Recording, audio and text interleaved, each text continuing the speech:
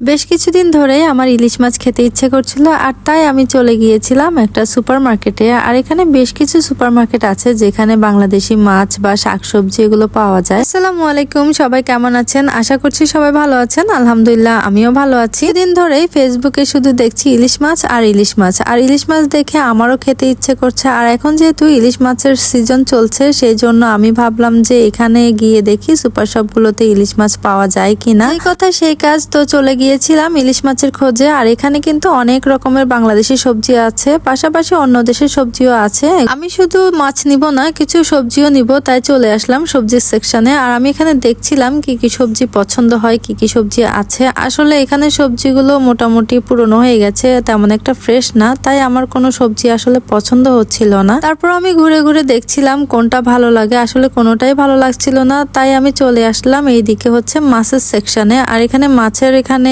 কিছু শুটকিও আছে, তো আমি আসলে শুটকি তেমন একটা পছন্দ করি না। তারপর আমি দেখছিলাম এখানে কি কি শুটকি আছে, অনেক রকমের শুটকি আছে এখানে। আর এগুলো বিভিন্ন দেশ থেকে এসেছে, শুধু যে বাংলাদেশ থেকে এসেছে তা না। এই শুটকিগুলোর দামও কিন্তু অনেক। আর এদিকে আছে মাছ, অনেক রকমের মাছ আছে, আমাদের দেশি যত মাছ আছে সবগুলোই এখানে আছে মোটামুটি। আর এই মাছগুলোর কিন্তু ডেটও অনেক দিন থাকে, প্রায় 1 থেকে 1.5 বছর পর্যন্ত এগুলোর ডেট দেয়া থাকে। আর এগুলো মোটামুটি 7-8 মাস অলরেডি হয়ে গেছে। আমি এখানে পেয়ে গেলাম আমার কাঙ্ক্ষিত সেই ইলিশ মাছ। যদিও মাছটা সাইজে একটু ছোট, তাই আমি একটু বড় সাইজেরটা খুঁজছিলাম, আর পেয়েও গেলাম বড় সাইজেরটা। কিন্তু বড় সাইজের যে মাছটা পেলাম সেটার হচ্ছে ডেটটা অনেক পুরনো হয়ে গেছে, প্রায় 7 থেকে 8 মাস হয়ে গেছে মাছটার বয়স। আর এত পুরনো মাছ খেতে আসলে টেস্ট লাগে না, কোনো টেস্টই থাকে না মাছের মধ্যে। আর এখানে আমি কিছু ছোট চিংড়ি মাছ খুঁজছিলাম আমাদের দেশি, তো এখানে দেখলাম যে একটা শিমের বিচি ফ্রোজেন, তারপর হচ্ছে এখানে কাচকি মাছ আছে।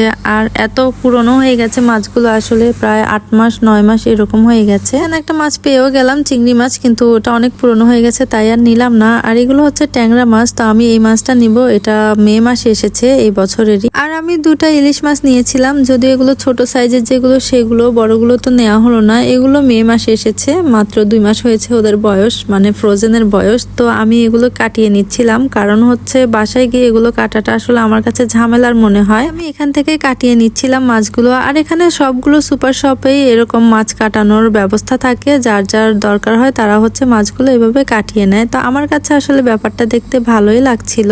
আসলে আমি কাটার জন্য ইলিশ মাছ খেতাম না, বাট এখন আমার কাছে ভালো লাগছে, যেহেতু এখানে পাওয়া যায় না হয়তো বা সেই জন্যই। তো এখানে আমি একটা কাঁঠাল দেখেছিলাম, বাট কাঁঠালটার অনেক দাম। যদিও আমি কাঁঠালটা নিব না, আগে একটা নেওয়া হয়েছিল। কাঁঠাল আমার খুব একটা পছন্দও না, এটা আমার অনেক পছন্দ, তাই আমি আম দেখছিলাম, বাট আমগুলো এত একটা ভালো ছিল না, তাই আর আমও নিলাম না। তো আমি যেহেতু ইলিশ মাছ নিয়েছি, কচুরমুখীও নিব, যেহেতু ইলিশ মাছ দিয়ে কচুরমুখীটা রান্না করলে আসলে খেতে ভালোই লাগে।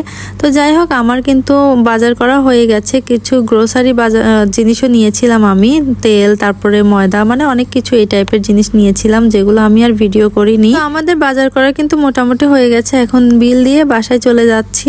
আর আমাদের ভিডিওটা কেমন লেগেছে অবশ্যই কমেন্ট করে জানাবেন, ভালো লেগে থাকলে পাশে থাকবেন। দেখা হবে নেক্সট ভিডিওতে, সেই পর্যন্ত সবাই ভালো থাকবেন, সুস্থ থাকবেন। আল্লাহ হাফেজ।